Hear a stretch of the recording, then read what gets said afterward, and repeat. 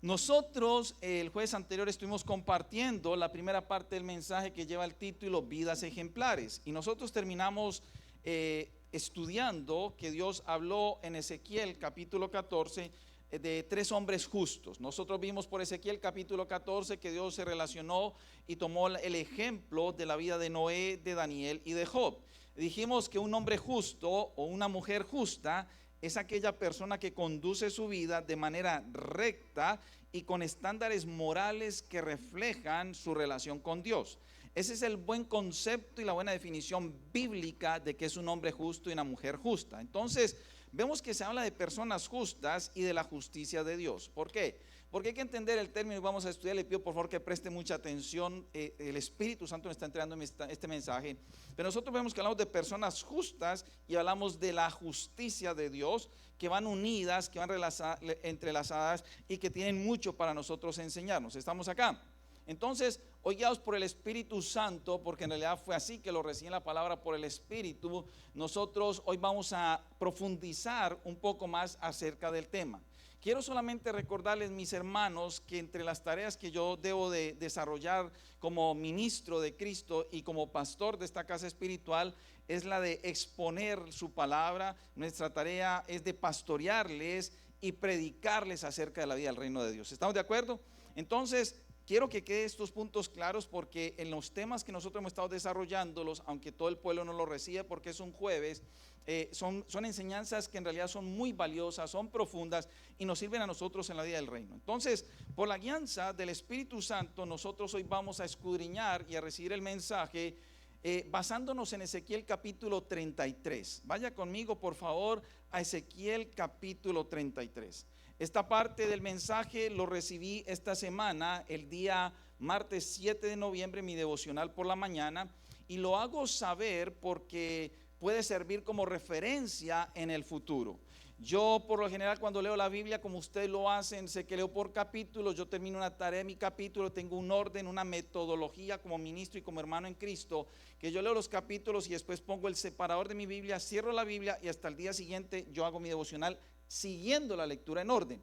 Pero ese día martes, después de que yo termino mi tiempo de oración, me voy a abrir la palabra de Dios, y lo que me correspondía para ministrar ese día mi vida y hablarme el Espíritu Santo a mí fue este capítulo, y después fue que recibí esa instrucción para que nosotros siguiésemos profundizando sobre el tema que necesitamos estudiar hoy basados en este capítulo. ¿Estamos bien hasta ahí?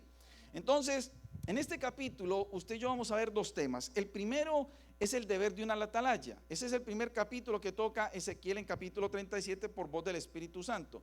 Y el segundo es que nosotros ministraremos acerca de la justicia de Dios. ¿Estamos de acuerdo? Entonces, mire que en Ezequiel capítulo 33 versículo 1 dice así la palabra, y lo vamos a leer por porciones. Vino a mí palabra de Jehová diciendo, Jehová le está dando una palabra a Ezequiel: hijo de hombre, habla a los hijos de tu pueblo y diles: cuando trajere yo espada sobre la tierra, ¿quién va a traer la espada? Dios. Y el pueblo de la tierra tomare un hombre de su territorio y lo pusiere por atalaya, y él viere venir la espada sobre la tierra y tocare trompeta y avisare al pueblo, cualquiera que oyere el sonido de la trompeta y no se apercibiere, y viendo la espada lo hiriere, su sangre será sobre su cabeza. El sonido de la trompeta oyó y no se apercibió, su sangre será sobre él.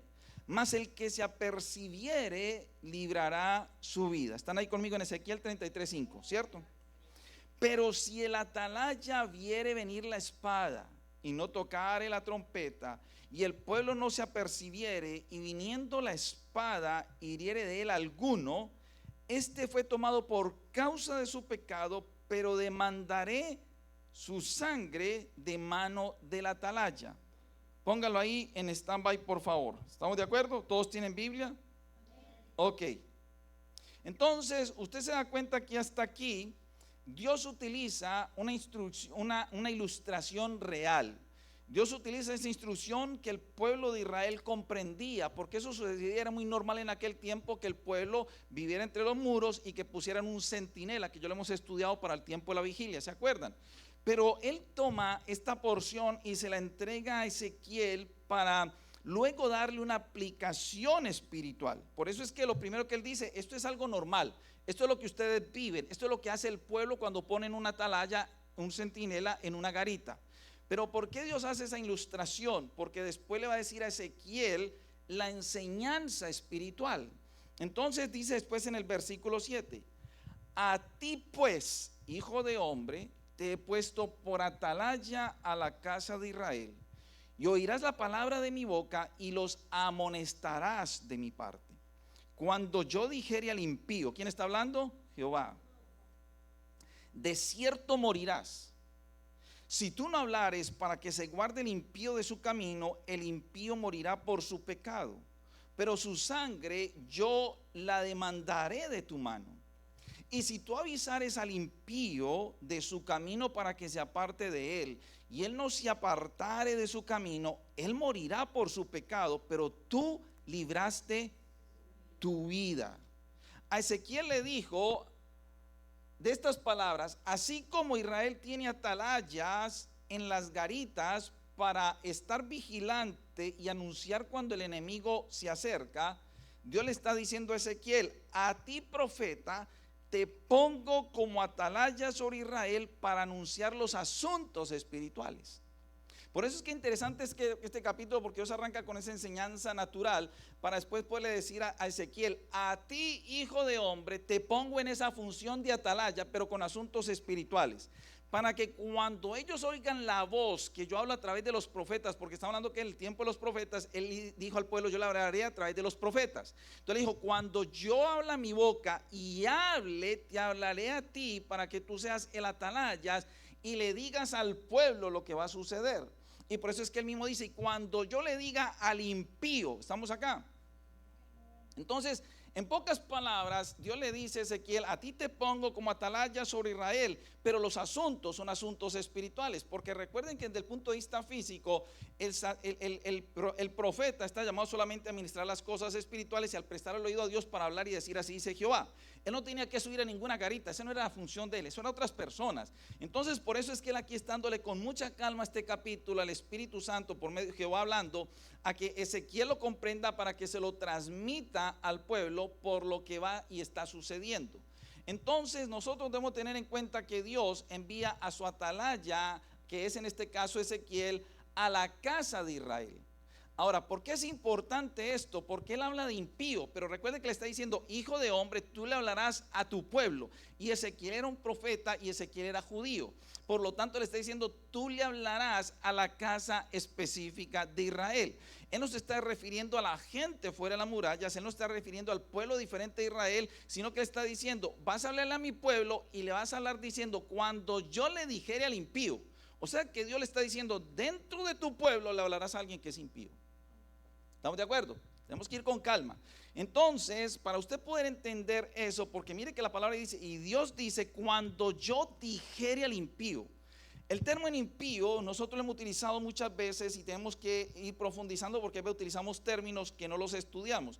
Nosotros pensamos en la vida cristiana, hoy está hablando del Antiguo Testamento, que el impío es aquel que está en el mundo, que el impío es aquel que está afuera. Pero recuerden que aquí en la luz de la palabra Dios está hablando de un impío que está adentro, ¿sí o no?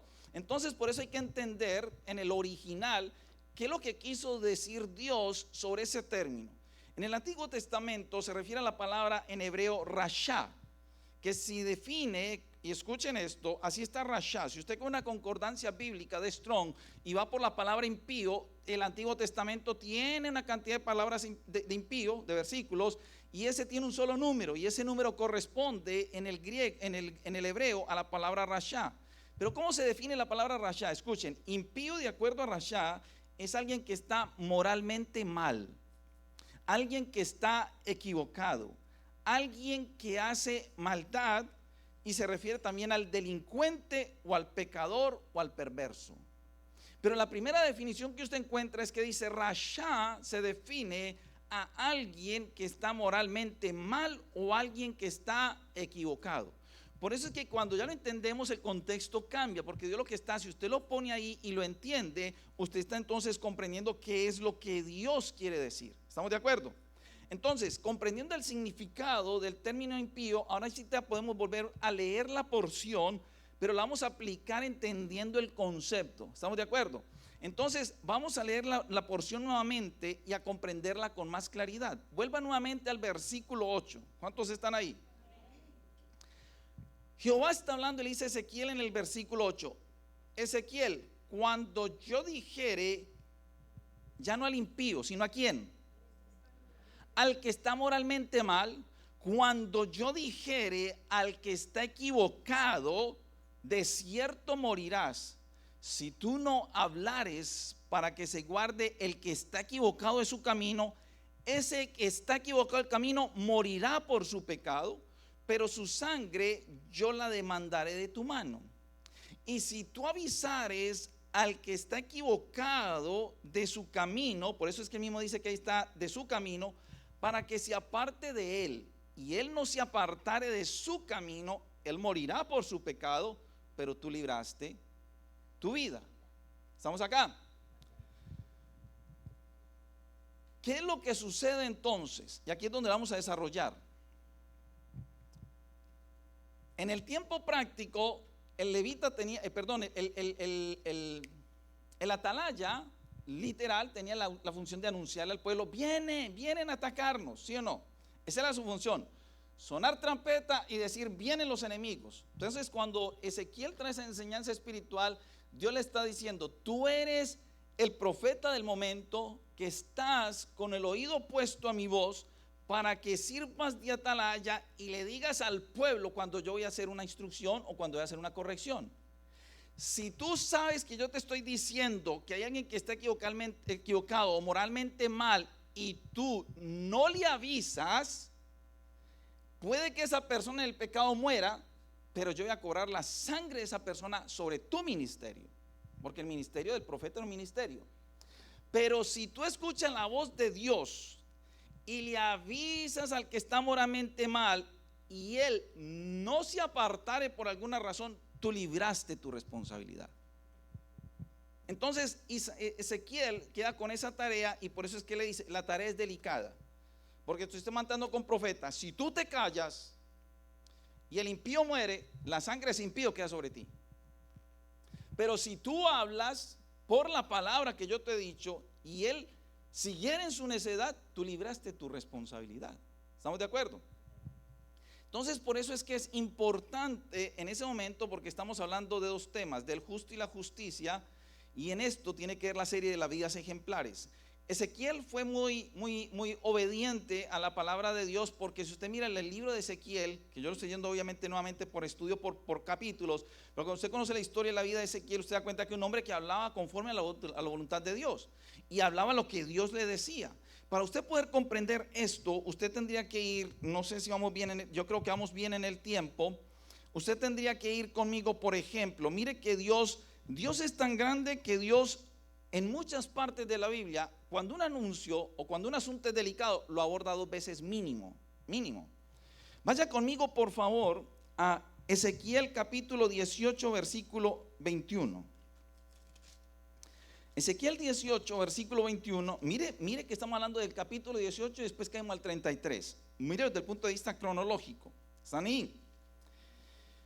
Aún en el capítulo 18, Dios en el versículo 21 le saca la misma enseñanza y la misma instrucción a Ezequiel: mas el impío, si se apartare de todos sus pecados que hizo y guardare todos mis estatutos, lo que pasa es que aquí es más profundo, e hiciere según el derecho y la justicia, de cierto vivirá, no morirá. Todas las transgresiones que cometió no le serán recordadas, en su justicia que hizo vivirá. Quiero yo la muerte del impío, y lo dejamos, ¿sí o no? Pero mire que él mismo está hablando acerca del impío en el capítulo 18. ¿Estamos de acuerdo? Ahora, ¿por qué Ezequiel estaba tan seguro que él hablaba de parte de Dios? Regrésese, porque estamos estudiando Ezequiel capítulo 3. Y en Ezequiel capítulo 3 usted entiende que es el llamado de Dios a Ezequiel. ¿Estamos de acuerdo? Mira el capítulo 3, versículo 1. Me dijo: hijo de hombre, come lo que hayas, come este rollo y ve y habla a la casa de Israel. Y abrí mi boca y me hizo comer de aquel rollo. Y me dijo: hijo de hombre, alienta tu vientre y llena tus entrañas de este rollo que yo te doy. Y lo comí, fue en mi boca como dulce, como la miel. ¿Sí o no? Luego dijo: hijo de hombre, ve y entra a la casa de Israel y habla a ellos con mis palabras. O sea que no habla lo que él se le parecía, sino lo que Dios decía. Porque no eres enviado a un pueblo duro, ni de servir, ni diferente, sino que le dice, es un pueblo que en realidad usted va a saber que le van a entender todas sus palabras. Pero mire que en el versículo 7 le dice, tengo que seguir rápido porque no es el tema del estudio hoy y no queremos salir hoy tarde, pero dice, mas la casa de Israel no te querrá oír, porque no me quiero oír a mí. Porque toda la casa de Israel es dura de frente y obstinada de corazón. He aquí que yo he hecho tu rostro fuerte como contra los rostros de ellos y tu frente fuerte contra sus frentes. Estamos ahí, Ezequiel capítulo 3. Solamente estoy dando una explicación de por qué Ezequiel fue llamado, cómo fue llamado, porque estamos estudiando y que Ezequiel habló solamente lo que Dios le dijo que tenía que hablar. Él no habla de propia cuenta. Pero mire que en Ezequiel capítulo 3 versículo 16, estamos en el mismo capítulo, ¿están ahí? Y aconteció que al cabo de los 7 días vino a mí palabra de Jehová diciendo, hijo de hombre, yo te he puesto por... O sea que Ezequiel ya sabía desde el capítulo 3 que Dios ya lo había puesto por una atalaya. Y una atalaya con trompeta es la voz de Jehová que le habla al pueblo. Y por eso él mismo le dice en ese capítulo, yo te he puesto por atalaya a la casa de ¿quién? De Israel. Oirás pues tú la palabra de mi boca y los amonestarás de mi parte.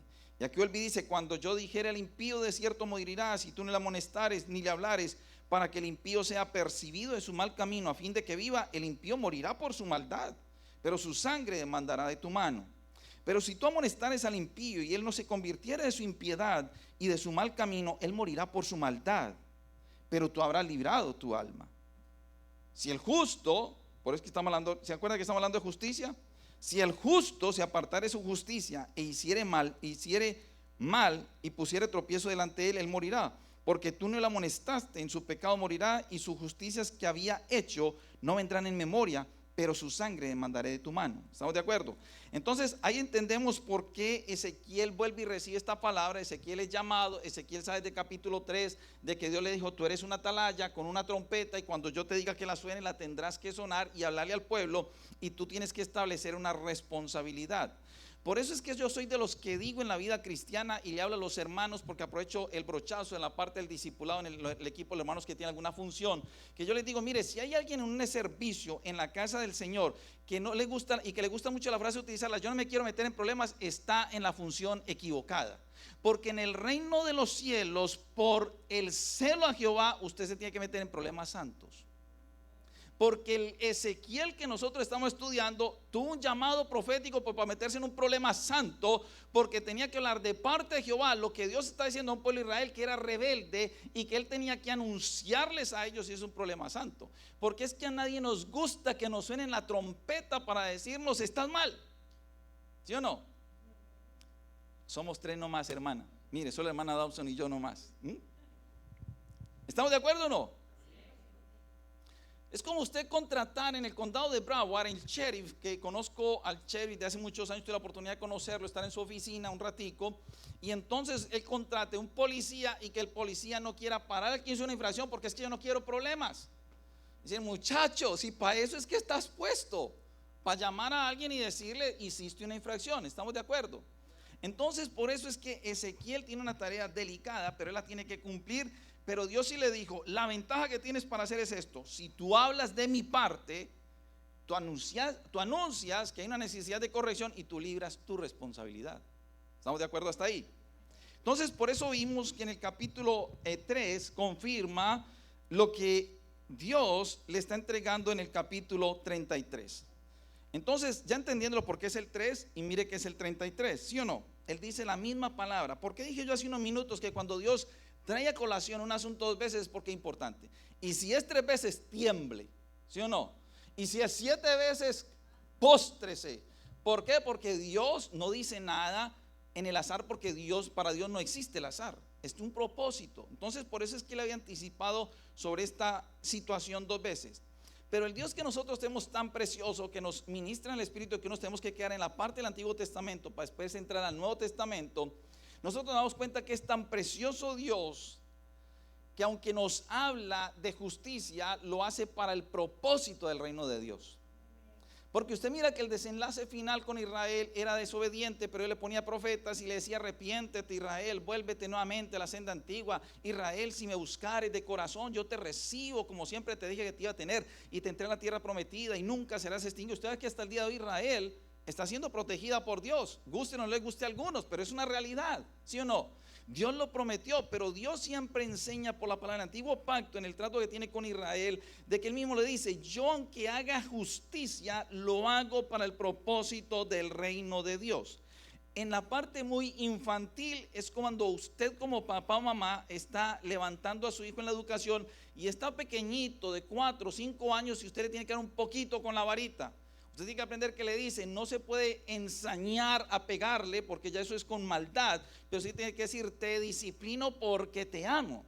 Cuando usted viene con el adolescente, aunque ya ellos no quieren corrección, usted le dice: yo te disciplino porque sé que cuando llegues adulto tú serás responsable de tus actos ante el gobierno, ante la sociedad, y tú responderás por tu vida, pero al menos te estoy enseñando para que no vayas a cometer esos errores en el futuro. Porque lo más paradójico, salen estos días por varias medias, usted lo ha dicho, es lo más paradójico es que a los adolescentes que terminan en la cárcel nunca les entregaron una Biblia en la calle, pero vienen teniendo la Biblia en las manos en las cárceles, cuando el ejemplo se tiene que dar antes de que cometa ese error. Entonces la primera parte nosotros la comprendemos y vamos bien en el tiempo, que es la parte de la función de una atalaya y de la advertencia que Dios da para poder buscar que el propósito de su reino se cumpla en nosotros, y aparte de eso, para que nosotros los hombres entendamos el camino justo de Dios y la justicia de Dios. Porque por eso es la segunda parte de ese capítulo que usted y yo vamos a seguir desarrollando. Habla del camino justo de Dios, que por eso hablamos el jueves anterior acerca de los justos, y vamos a hablar de la justicia de Dios. ¿Estamos de acuerdo? Entonces, no pierdan en memoria lo que Dios le dijo a Ezequiel para anunciarle al pueblo. Versículo 10, vamos bien hasta ahí. Versículo 10: tú pues, hijo de hombre, di a la casa de Israel: vosotros habéis hablado así diciendo: nuestras rebeliones y nuestros pecados están sobre nosotros, y a causa de ellos somos consumidos. ¿Cómo pues viviremos? Y mire lo que le dice Dios a Ezequiel para que le diga: diles, vivo yo, dice Jehová el Señor, que no quiero la muerte del impío. Pero nosotros ya entendimos el contexto. Entonces lo que Dios está diciendo: diles que vivo yo, de parte de Jehová el Señor, que yo no quiero que el que está andando equivocadamente muera. Yo no quiero que el que esté moralmente mal muera. ¿Estamos de acuerdo? Sino que se vuelva el impío de su camino y que viva. Ahí está la muestra, que por ejemplo el hermano, párenle ahí un alto porque aquí tratamos de resolver varias cosas. Ahí están las demostraciones que por qué la gente a veces se equivoca en el punto de vista: pero por qué Dios mata a la gente, pero por qué Dios es tan malo, y por qué Dios va a haber más gente en el infierno que en el cielo. Pero el plan de Dios no era ese.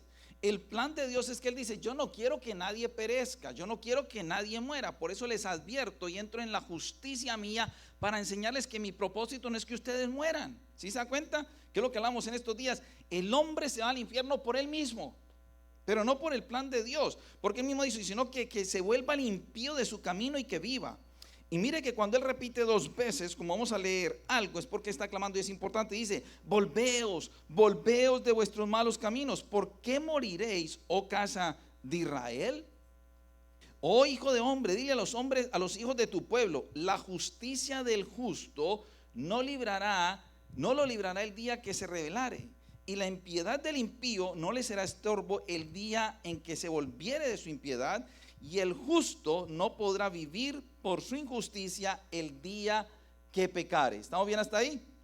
¿Qué es lo que sucede ahí? Escuchen esto.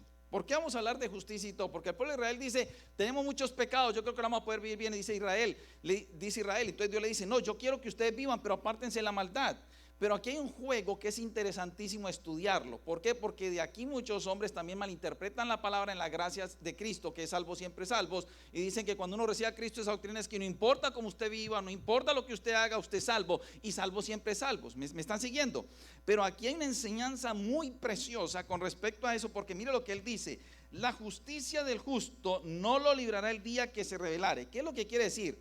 Una persona puede ser justa por muchos años, pero si en un momento dado se vuelve injusto, lo que haya hecho atrás no le sirvió en el antiguo pacto. ¿Sí o no? Eso es lo que está diciendo.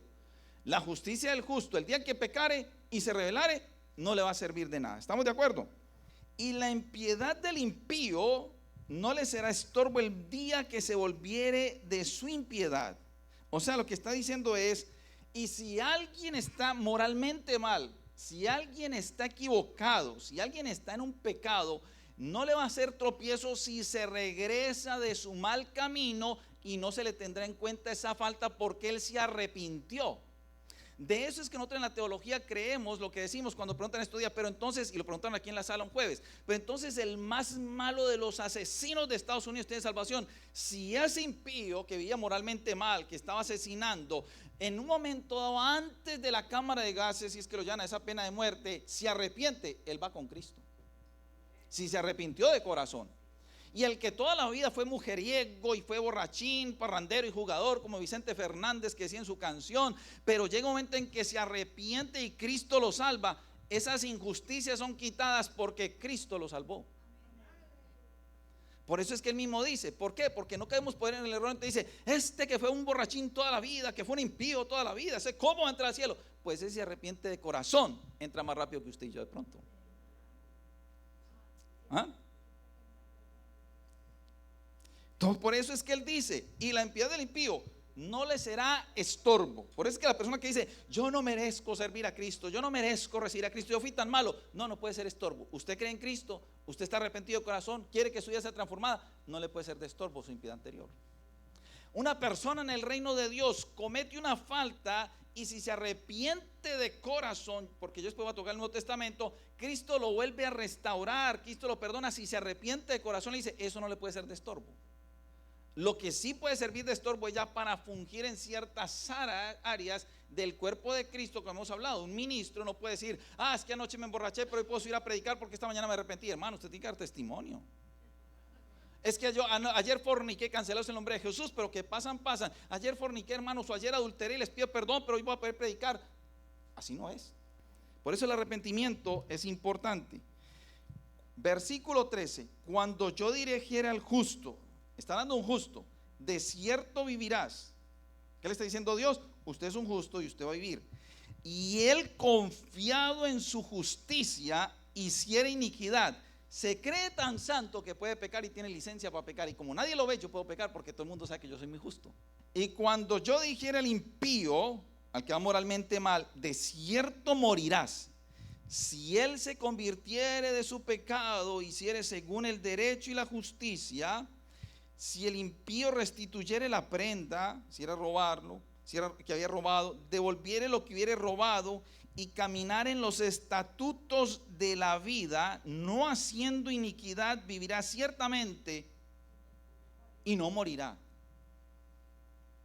Mira lo que dice el versículo 16: no se le recordará ninguno de sus pecados que había cometido.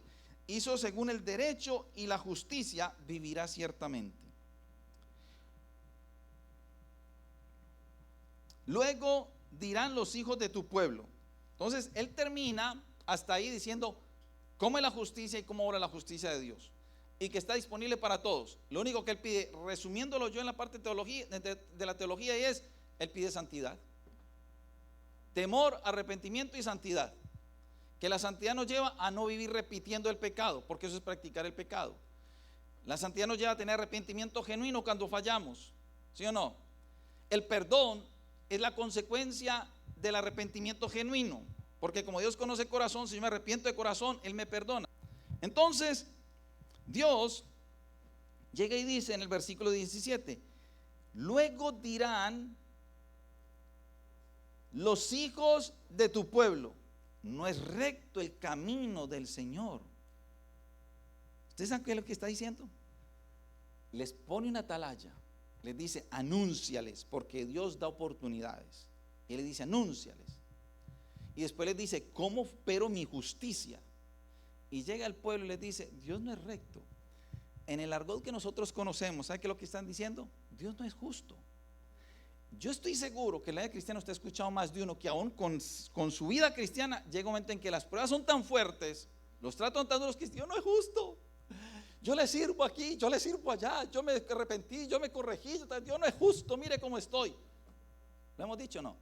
El pueblo de Israel en esta enseñanza está diciendo en el versículo 17, Dios no es justo. Y Dios, que lo conoce todo, le dice, no es recto el camino del Señor, ¿sí o no? Es lo que está diciendo el pueblo de Israel, pero él dice, el camino de ellos es el que no es recto. Los pájaros tirándole a las escopetas, están pecando, están desobedientes y le echan la culpa a Dios, que es todo perfecto, que es todo santo, y le dice, Dios no es justo. Y dice, come on, muchachos, son ustedes los que no son justos. Porque si usted mira la historia, ya Israel había cometido una cantidad de desvaríos a la altura de Ezequiel 33. Israel se había desviado varias veces. Dice, usted me está hablando de que yo no soy justo. No los destruí en el desierto, los hice entrar a la tierra prometida, los alimenté 40 años en el desierto, y me están llamando a mí que yo no soy justo. Y me dice, el camino de usted es el que no es justo. Versículo 18, cuando el justo se apartare de su justicia e hiciere iniquidad, morirá por ello. Y cuando el impío se apartare de su impiedad e hiciere según el derecho y la justicia, vivirá por ello. Y dijiste, y vuelve y le reclama, no es recto el camino del Señor. Y aquí les dice, yo os juzgaré, oh casa de Israel, a cada uno conforme a sus caminos. Estamos leyendo un capítulo de una porción que es seria, entendiendo la justicia de Dios. ¿Cuáles son las conclusiones que nosotros sacamos? Primero, que Dios es un Dios paciente, que el Dios que nosotros oramos es un Dios de amor, pero no es un Dios alcahuete, sino que Él al contrario dice, porque los amo, los disciplino, tuve paciencia, les muestro mi justicia, al punto de que ustedes pueden ver que en mí soy, aun siendo el soberano, utilizar este término con mucho respeto, soy imparcial, porque el trato que le doy al impío, como el trato que le doy al justo, es que a los dos les doy la oportunidad de poder caminar y andar en mis estatutos y en mis caminos. Yo no desecho al primero porque simplemente pecó, porque les dio muchas oportunidades, y en la Biblia mismo dice, ustedes se arrepienten, yo los perdono, ustedes caminan en mis estatutos, yo los bendigo y no morirán. Estamos acá. Pero después dice, como ustedes están diciendo que yo soy injusto, yo no soy injusto, pero la misma vida de ustedes hará el desarrollo de esta justicia, porque conforme a sus caminos los voy a juzgar. Por eso es que en este tipo estas casas espirituales como el que el Señor nos ha plantado, aunque necesitamos estudiar mucho más, entendemos la diferencia entre vivir con temor y reverencia y santidad a Dios, y en los lugares donde no importa cómo usted viva, tranquilo, Dios lo ama, peque, denigre, levante chismes, porque Dios lo ama. Y Él mismo dice, yo los voy a juzgar de aquí en adelante conforme a sus caminos. Por eso es que la doctrina tal como esa, claro que la gracia, mire, yo he estado estudiando este tema después de este mensaje. Nosotros necesitamos la gracia de Cristo por todo lo que conocemos y la salvación. Pero ningún teólogo puede decir que porque como Cristo ya pagó en la cruz del Calvario, usted puede ir como usted quiera porque ya todo fue pago. Eso no tiene validez. Yo no puedo ir por las obras, dependo de la gracia, pero no anula que el Dios del antiguo pacto es el mismo Dios que está en el nuevo pacto. La diferencia es que Cristo me reconcilió directamente y abolió la ley para poder no derramar más sangre de sacrificio de animales, no vivir por los 613 mandamientos. Pero el Dios que es santo en el Antiguo Testamento es el mismo Dios santo que tenemos en el Nuevo Testamento. Entonces, por eso es que no hay tal cosa. Mire, por eso es que muchas personas se mueven de congregación, porque no me gusta me gusta uno más suave. Porque es que en la suavidad me permean a mí la forma de yo poder ocultar mis pecados practicados y nadie me va a decir nada. La disciplina del reino bien ejercida se hace por amor y por restauración. ¿Me entendieron? La disciplina del reino bien ejercida se hace por amor y por restauración. Se puede hacer una disciplina en toda una congregación porque no queremos que nos desviemos del camino. Se hace una disciplina sobre su hijo porque no quiere que el día de mañana, como usted no lo hizo, como usted no lo dijo, va a pagar más caro hacia adelante. Por eso es que nosotros aprendemos que si usted quiere vivir un evangelio completo, primero necesita a Cristo como Señor y Salvador, un arrepentimiento genuino y vivir la palabra tal y como es. Vivir en la justicia de Dios. Nosotros miraremos después en el Nuevo Testamento qué quiere decir la justicia por medio de Cristo.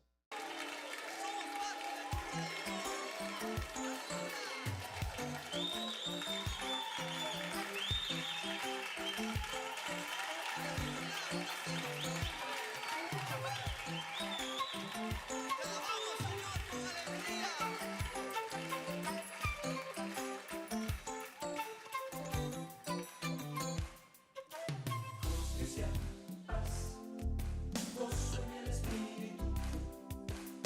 Justicia, paz y gozo en el Espíritu. Es el reino de Dios. Justicia, paz, gozo en el Espíritu.